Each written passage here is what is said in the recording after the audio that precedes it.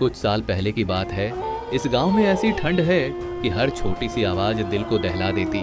अरे इस साल तो कड़ाके की ठंड है बेटा, बूढ़े रघुनाथ दादा बोले। ऐसी ठंड में मेला देखने का मजा ही कुछ और था। बचपन में हम कालिया पहाड़ पर मेला देखने जाते थे। ढोल की थाप, मिठाइयों की खुशबू, रंग बिरंगी दुकानें, सब आंखों के सामने तैर जाता है। दादाजी, आपकी वो मेला वाली बातें सुनकर तो मन ललचा जाता है।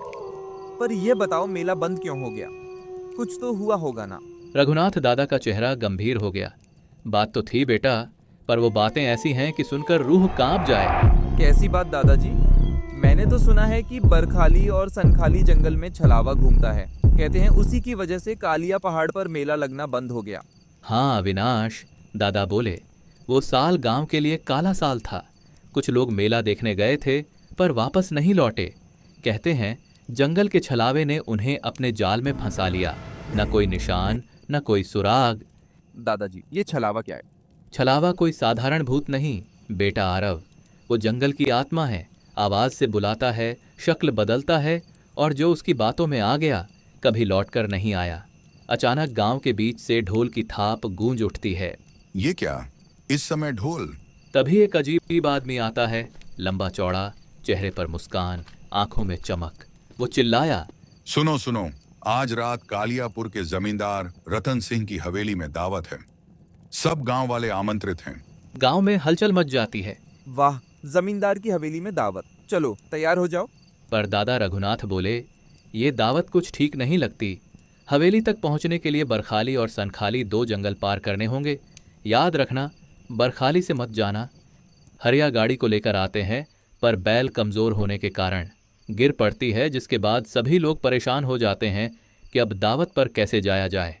कुछ लोग गुस्से में एक लड़के को घूरने लगते हैं और आपस में फुसफुसाते हैं। यह सब इसी की वजह से हुआ है। जिसके बाद सभी लोग डिसीजन लेते हैं कि हम सब पैदल चलेंगे। में बच्चे और स्त्री लोग चल पड़ते हैं एक घना भयानक जंगल। अब और जो ज्यादा भयानक दिख रहा था, चारों तरफ भयानक डरावनी आवाजें आ रहे थे। जैसे ही वे लोग जंगल के रास्ते से आगे बढ़ रहे थे, अचानक किसी के कदमों की आहट सुनाई दी। ये क्या, कोई हमारा रास्ता रोक रहा है? तभी अंधेरे से एक बूढ़ी औरत निकलकर सामने आ गई। बेटा, मैं भी हवेली जा रही हूँ, मुझे भी साथ ले चलो। वह धीमे स्वर में बोली। सबने एक दूसरे की तरफ देखा। नहीं, ये जंगल में अकेली क्या कर रही है? हम इसे साथ नहीं ले जाएंगे, पर ने कहा। लेकिन दूसरे ने कहा, ले चलते हैं, बेचारी है और यह जंगल भी बहुत डरावना है। बूढ़ी औरत मुस्कुराई, एक अजीब सी मुस्कान। बरखाली से चलो, वही रास्ता छोटा है। लेकिन सभी को पुजारी की चेतावनी याद थी, बरखाली बहुत खतरनाक है। तभी कहीं से एक सियार रास्ता काट गया। अरे, सियार ने रास्ता काट दिया, अपशकुन! किसी ने चीख कर कहा। सब डर गए। बूढ़ी बोली, देखा, यही संकेत है। सनखाली मत जाओ, बरखाली से चलो। सबके मन में डर बैठने लगा। तभी एक ने फुसफुसाकर कहा, देखा, ये सब इस मनहूस के कारण हो रहा है। इसे हमारे साथ नहीं चलना चाहिए। कुछ ही क्षणों में लोगों ने किशन को दोषी माना, जबकि बाकी लोग तेज कदमों से आगे बढ़ गए। अब किशन अकेला जंगल में था। धीरे धीरे वह भी उनके पीछे पीछे चलता रहा। अंधेरा बढ़ता गया और अचानक दूर से एक हवेली दिखाई दी। जगमग रोशनी, ढोल, हंसी की आवाजें, सब कुछ जैसे किसी उत्सव जैसा। लेकिन जितना पास आते गए, सारी रोशनी अचानक बुझ गई। हवेली अब खंडहर बन चुकी थी। टूटी दीवारें, जाले और एक सड़ी हुई बदबू। फिर एक भयानक चीख गूंजी। सबने मुड़कर देखा। जहां वह बूढ़ी औरत खड़ी थी, वहां अब एक चुड़ैल थी। उसका सफेद चेहरा, लाल आंखें और उलझे बाल किसी को भी पत्थर बना सकते थे।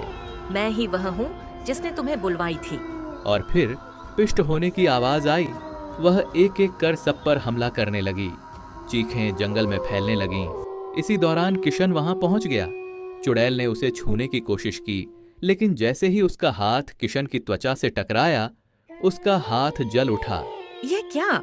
मैं इसे छू क्यों नहीं पा रही? चुड़ैल पीछे हट गई। किशन के हाथ में वही 10 रुपए का सिक्का था, जिस पर मंदिर का पवित्र चिन्ह बना था। गांव वाले दर्द से कराहते बोले, किशन, हमें बचा, केवल तू ही कर सकता है। किशन का भय अब साहस में बदलने लगा। किशन ने सिक्का आकाश की ओर उठाया। चुड़ैल दर्द से चीखती हुई पीछे हटने लगी और देखते ही देखते राख बनकर उड़ गई। हवे कुछ हड्डियां बिखरी थीं। एक आखिरी भयानक आवाज आई और जंगल पूरी तरह शांत हो गया। गांव वाले धीरे धीरे होश में आए। वे सभी किशन के आगे झुके। किशन, तूने हमें बचा लिया। हमने तुझे मनहूस कहा, हमें माफ कर दे।